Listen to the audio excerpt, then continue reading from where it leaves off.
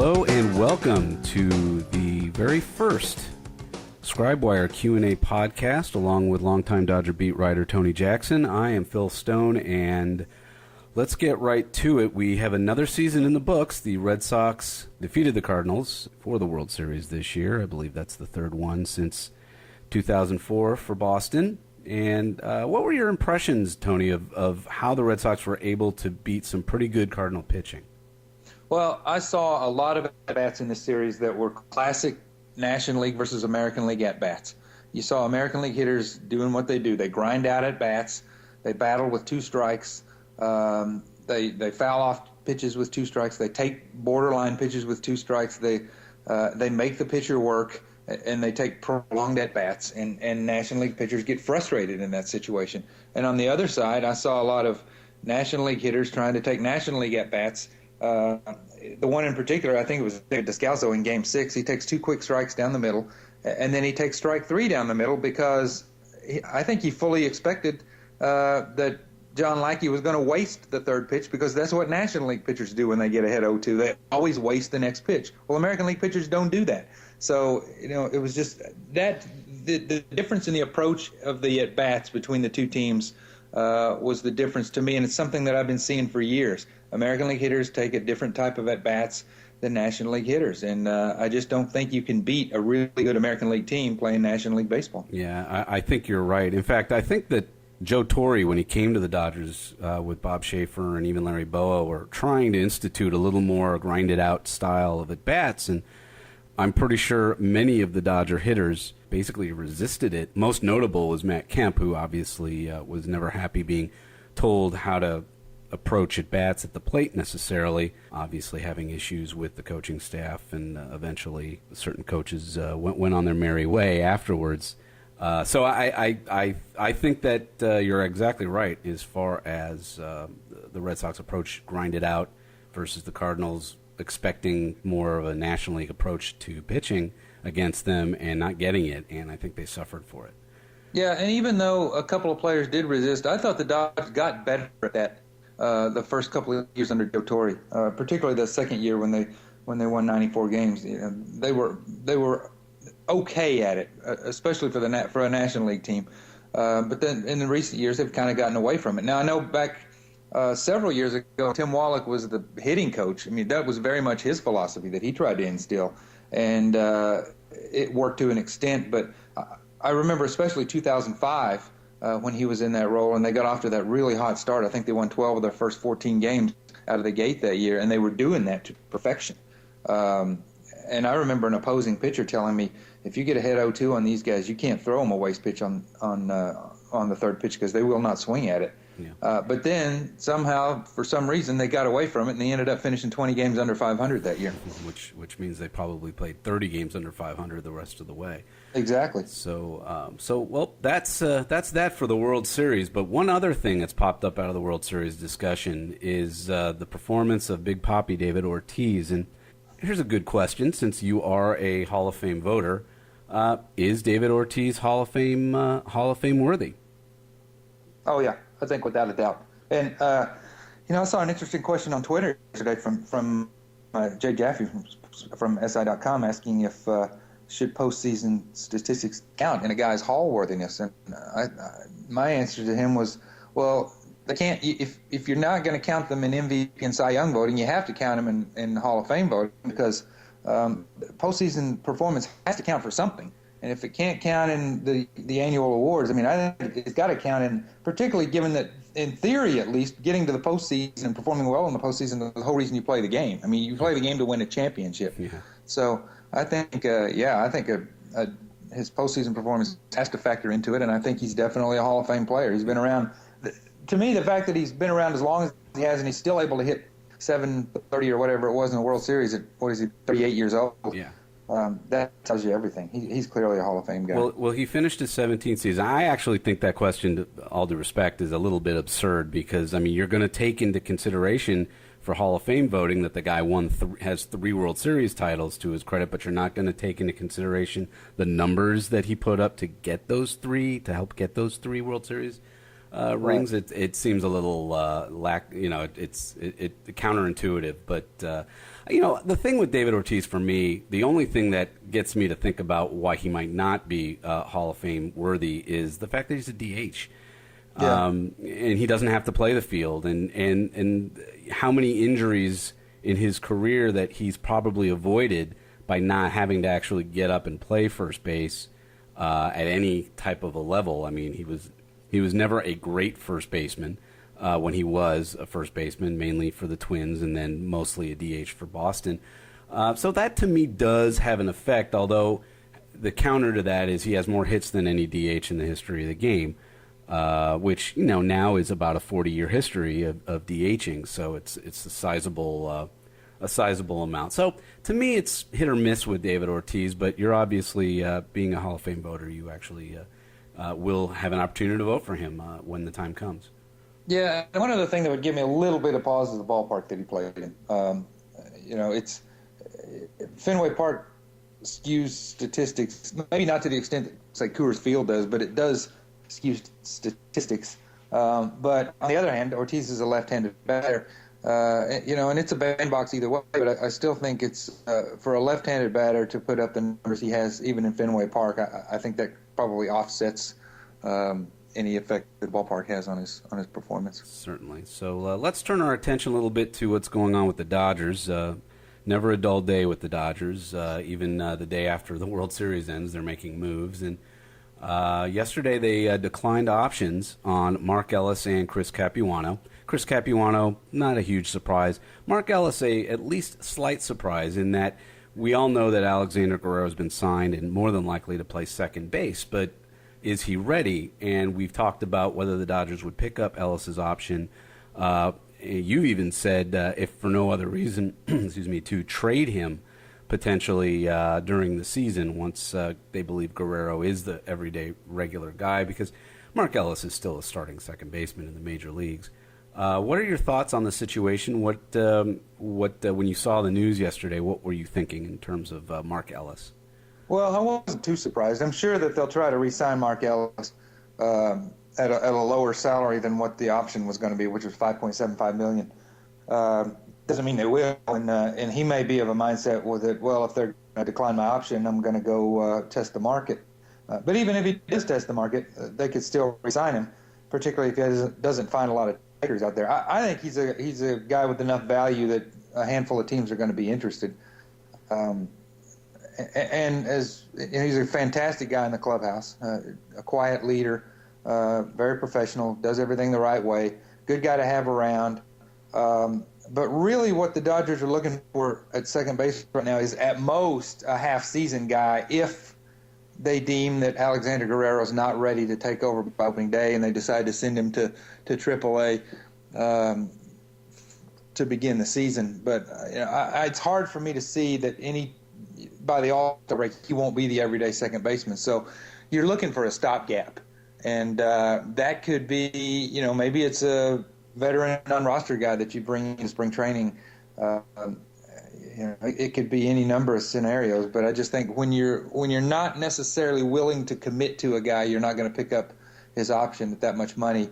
And if they do want to re-sign Mark Ellis, I don't know. It's probably going to depend on him not finding much of a market out there, because I don't think the Dodgers are going to give him a great deal of money and it would likely be a one-year deal. Yeah, well, it'll definitely be a one-year deal. I think that's what Mark Ellis is looking at the rest of his career. But the question that I asked in regards to it, why it was such at least a slight surprise to me, was can you find an everyday Gold Glove caliber second baseman for less than $6 million?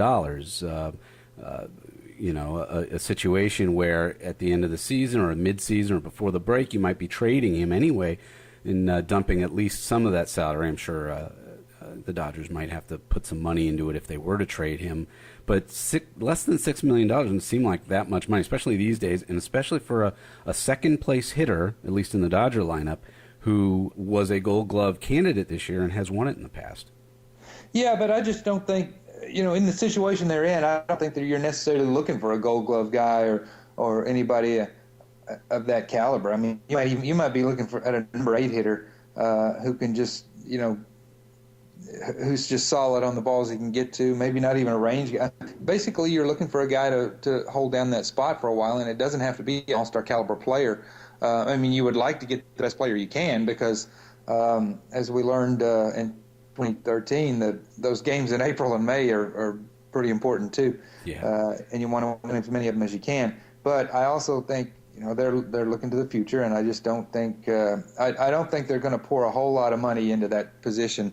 And they may decide that Alexander Guerrero is ready for opening day too. So you might be signing a guy that doesn't end up playing very much at all. So that's why I don't think they're going to aim real high in terms of that spot. Okay. Well, we have questions. We asked our users to come up with some questions that they wanted us to answer. So here is one from Juan. How will the Dodgers go about reconstructing their bullpen this offseason? Well, you figure, okay, they've got Kenley Jansen, the closer, coming back. I look for them to re-sign Brian Wilson as the setup guy. And if the unthinkable happens and Kenley Jansen were to suffer an injury or something, then you've got a former all-star closer ready to step and be the closer. I wonder a little bit about some of the other guys. I mean, J.P. Howell is a free agent, but he was a pretty solid setup guy for them at times this year. Not always, but at times. I would think they would at least talk to him and maybe make an offer and see what's going on there. Ronald Belisario sort of faded down the stretch, and I don't know, what will happen there. But I would look for him to probably be back. And trying to think who else is was there was Paco. Paco, yeah, and Paco wore down, but I think that was largely just because he had never pitched. I think not being used to the physical toll of a long season like that, I think caught up with him toward the end. I think he'll be fine. He's going to be a mainstay in this pen for a long time. Yeah, and certainly Chris Withrow as well. Yeah. Unless he's part of a huge package to get some certain starting pitcher, which is the rumor, which I don't buy personally, that we'll probably discuss on another podcast. But Chris Withrow's got a live arm, young guy, and I think you can certainly count on him being back as well. Right. So that's with the bullpen right now. The only question that I have, it was a very interesting interview that I saw Brian Wilson do with MLB, with actually the MLB Network, after the Dodgers had clinched against Atlanta, where Brian Wilson actually said, I'm at a point, I'm paraphrasing, but he said, I'm at a point in my career where saves don't matter, outs matter, and I just want to go out and get as many outs as the manager asks me to go out and get, and it's not about what inning I pitch in anymore. It's about just getting outs when I'm asked to get outs. And if he's truthful about that, and all of a sudden some money doesn't get flashed in his face and a closing role offered to him at another club, he would be a huge signing for the Dodgers, because as a setup man, he's terrific. As a closer, he's pretty darn good too. He actually has a World Series title or two to his credit. So I think Brian Wilson is essential to the Dodgers' plans if he's sincere about being okay being a setup man. Yeah, but a lot of guys say a lot of things when the cameras are on and certain questions are asked, and certainly they don't want to rock the boat, particularly when you're in the middle of a playoff run. Absolutely. I'm sure Brian Wilson would probably rather be closing and racking up saves than being a setup guy. Let's imagine this hypothetical scenario. Let's say Kenley Jansen is hurt in April or May, and it's one of those minor, 4 to 6 week deals, and he goes on the DL, and Brian Wilson has to step up and be the closer for a while. Well, let's say Brian Wilson is lights out, and let's say he's dominating in the way that he was with the Giants for all those years. And then let's say Kenley Jansen comes off the disabled list at the end of June. You think Brian Wilson's going to quietly go back to his eighth inning setup role so that Kenley Jansen can reclaim his closer job? And then all of a sudden you got a big controversy. Believe me, Brian Wilson's got a lot of pride, just like most of these guys, and I'm sure that he would much rather be an all-star closer than be an eighth-inning setup guy. That's certainly where the money is. Here's another question about the bullpen. Brandon League's got 2 more years left on, and about $14 million left on his deal. Obviously, you're either going to buy the guy out or you're going to do what with him? And does that affect the money that the Dodgers are able to offer a guy like Brian Wilson? You know, I don't think it'll have any effect on what they can offer Brian Wilson. The first part of your question, I think they for now they keep him around and see what they've got. Sometimes a guy gets away, gets an off season to relax, get his mind away from it for a little while, and maybe he comes back in the spring, and he's his old self again, or maybe not. But I think for right now you got to wait until the spring and see what you've still got in this guy. If you've still got anything, he may come back and be a pretty good reliever for you. I don't think he'll ever be the closer for this team again, but he may come back and be a solid setup guy for you. And I think you have to at least go a little bit into spring training and see what kind of stuff he's got. And then if he holds up there, I think you got to start with him on your opening day roster and sort of experiment around and see what you got there too. So maybe at some point, if he gets off to a start like he did this year, maybe at some point late April, early May, you cut the cord and do whatever you have to do. But I think right now, especially when you're on the hook for that much money to a guy, you gotta wait and see if things change. And do you think that that'll affect Brian Wilson's offer from the Dodgers as far as financial and term? No, because you're on the hook for that money anyway. So it's not gonna. I don't think it'll affect it much. I really think they believe. And Brian Wilson's coming off Tommy John, and he's barely back from Tommy John. They say that after Tommy John, it's your second or third year before you really get back to what you were. So I think they're going to decide Brian Wilson's probably worth the investment and commit whatever they have to commit to hold on to him. And I think he lives in the area anyway, so he may have some incentive to want to remain with the Dodgers. So I don't think the league and the Wilson situations are connected in any way. Okay, terrific. We got a question from Dick who wants to know, is there any word on how Chad Billingsley and Josh Beckett are progressing? Is Billingsley going to be ready by the All-Star game? Probably, yeah. I think that gives him plenty of time since what he was coming back from. Josh Beckett, my understanding, is supposed to be ready by spring training.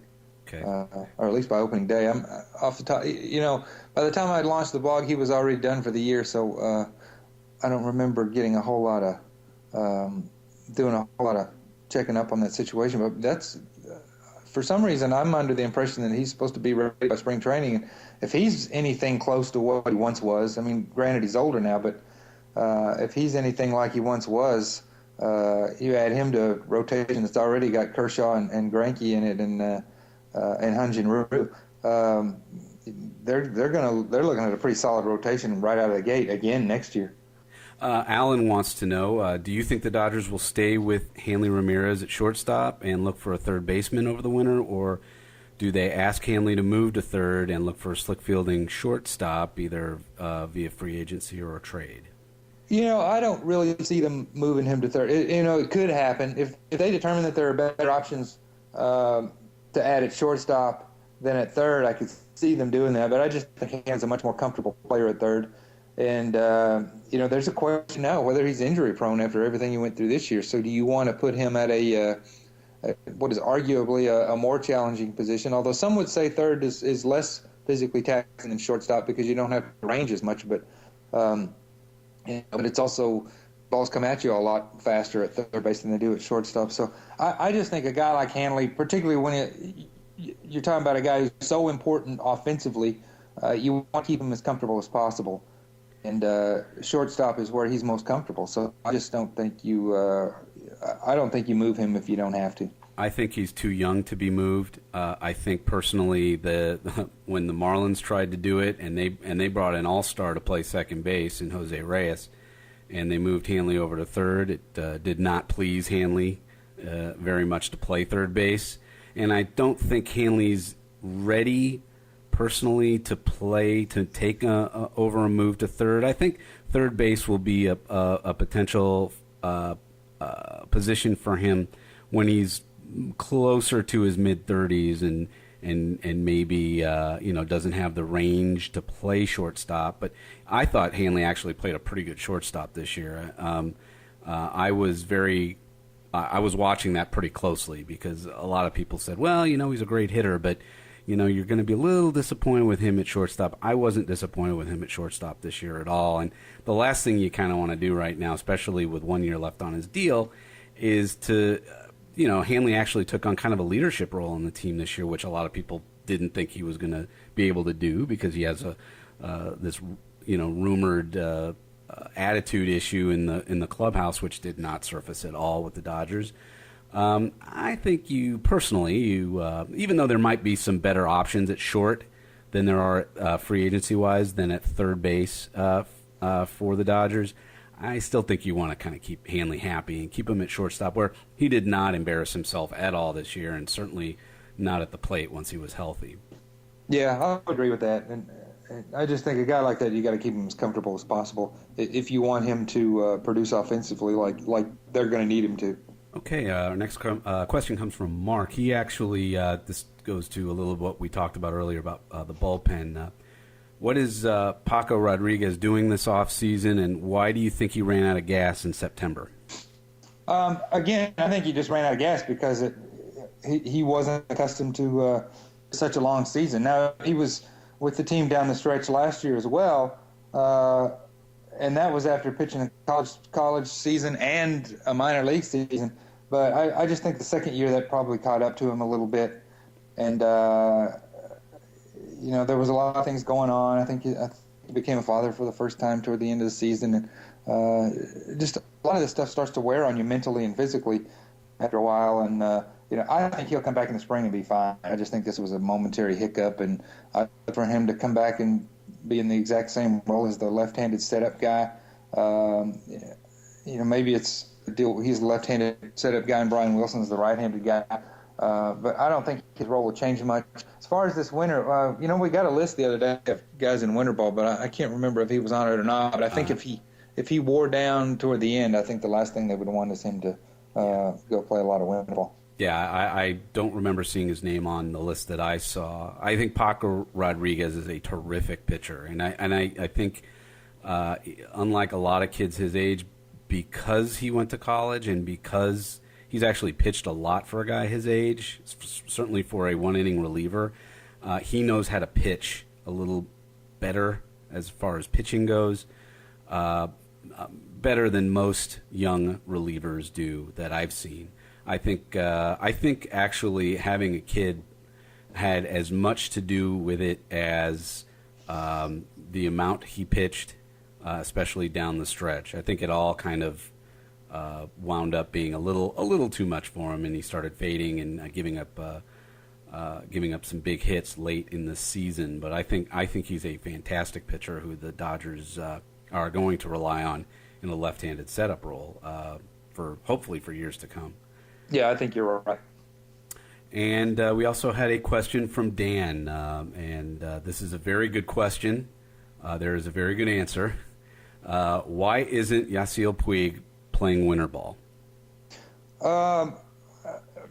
My understanding, my suspicion, I've never actually gotten an answer on that, but my suspicion on that is it has a lot to do with the fact that he's played pretty much nonstop for the last year. He didn't play for a year while he was waiting to be signed. He was just kind of working out and wasn't facing live pitching. And then, the Dodgers signed him, and they sent him to he was originally going to go to the Arizona Fall League last year, but then he came down with a staph infection, so they had to cancel that. And then once he got over that, he did go play winter ball in either Dominican or Venezuela, one or the other. And he's been playing nonstop ever since. And then the Dodgers ended up going deep into the playoffs, so he's been playing pretty much for 12 months nonstop. So I think they just want him to get a little bit of a breather, particularly given that he plays with so much energy. So I think that's, if he's not playing winter ball, that's probably the biggest reason. I also think he was pretty banged up. One thing I will say about Puig is that he had some bumps and bruises during the year, many of which he caused himself by playing such a almost violent outfield, the way he plays it. He and plus, he'd also been in his short period of time with the Dodgers. I believe he was hit by like how many pitches, like 9 or 10 pitches, and you ask Hanley Ramirez how that feels. It's never pleasant. So I think between the probably close to 200 games, if you include winter ball, regular season, minor league, and major league, and Dodger postseason games, he's probably played close to 200 ball games in the last year or so. And I think that's why he's probably not in playing winter ball, even though he needs the winter ball experience. I think we all would agree that he's got some fine-tuning of his game that he needs to work on, especially in the outfield, where he obviously is a very raw player who doesn't always, of course, hit the cutoff man, doesn't necessarily have his positioning correct. He's a talent that, in my opinion, needs Winter League, but I can understand why the Dodgers did not send him there this year. Yeah, and the other part of it is if he's not coachable here, what would make them think he would be coachable there, or that he would become even better at those things here when he doesn't seem to have much interest in really fine-tuning those finer points of the game. And that is a major concern to his coachability. A friend of mine told me yesterday. This actually kind of stuck with me. He's actually a Mets fan, but I don't hold that against him. He was telling me when we were watching, we'd been watching Puig play, and we were sitting down and talking about it, and he said to me, coachability is the difference between whether Puig becomes Lastings Millage or Andrew McCutchen. Right. It's whether or not he's coachable. Right. And right now, we neither of us believes he's particularly coachable. I hope I'm wrong. I hope he has a renewed interest in maybe learning some of the finer points of the game, whether it's through the coaching staff or maybe some veteran players that he respects. But right now, I don't see too much coachability with this guy, and he could end up going down a wrong road because of it. Yeah, and I think the best thing that could happen to him would be for something really a huge mistake that's hugely embarrassing and that really gets his attention and really makes him think, okay, maybe now it's time for me to start listening to people. But until that happens, I don't think he's got it in his mind that there's a way to play the game, and that seems to be show off his arm and make as many long throws as he can, and don't worry about hitting cutoff men, and if you're trying to throw home on the fly, and if it sails 10 feet over the catcher's head and ends up in the stand, well, all the better, because he threw the ball even farther. So I think he's young, he's immature, and I think that's the attitude that he's going to have to overcome. But the only way he's ever going to overcome it is if he decides to overcome it. Absolutely. So when we asked for your questions, we told you that nothing's off limits, that it doesn't necessarily have to be about baseball or the Dodgers, although we are Dodger Scribe and we understand that most of the questions are going to be about baseball and about the Dodgers, which is totally great. But we have one question here for Tony. What TV show are you most likely to start binge watching this offseason? Well, I really enjoy Law and Order reruns on TNT, but they kind of cut those back to Sunday mornings. So I would say if there was a TV show I would likely binge watch, it would be that. But I just don't watch a lot of most of the time when I'm at home alone, the TV is on for background, for noise, just so there's some noise in the house. But usually I'm not paying that close attention to it. And the older I get, the less interest I have in primetime television. I don't know why that is. It's not it's not because I don't think there's anything good on. It's just that there's not anything on that really grabs my interest. One of my favorite things to do late at night, right before I go to bed, is flip on Turner Classic Movies. I love to watch those old movies, particularly the big ones, the classic ones.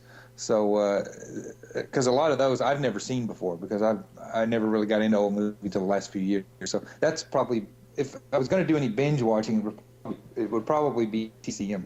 TCM. So no Real Housewives of Atlanta for you, or anything on Bravo. Project Runway is not your thing. No, none of those. When I'm at my girlfriend's house, I usually get roped into watching a lot of the cooking channel or the Food Network, I think. But I wouldn't say that I'm going to be binge watching that, or that I get any enjoyment out of it. I just watch it because that's what's. There are no series that you've heard are great and you never watched, but you might think of maybe Netflixing and binge watching for a weekend to catch up on it or anything. There are a lot of series that I've heard are great that I've never watched, but I'm no more likely to watch them now than I ever was in the past. Put it that way. Fair enough. All right. Well, that will conclude our very first Q&A podcast. I want to thank Tony and thank you guys for your questions this week. We will be back with another podcast very soon. Keep out for it. And please keep those questions coming in. Email me directly at phil.stone@dodgerscribe.com. We love your questions. We also love your comments, too. Tony enjoys reading your comments, whether they're on the comment of a blog or whether you email him at tony.jackson@dodgerscribe.com. So thanks very much, everyone, and we will see you again soon. Thank you.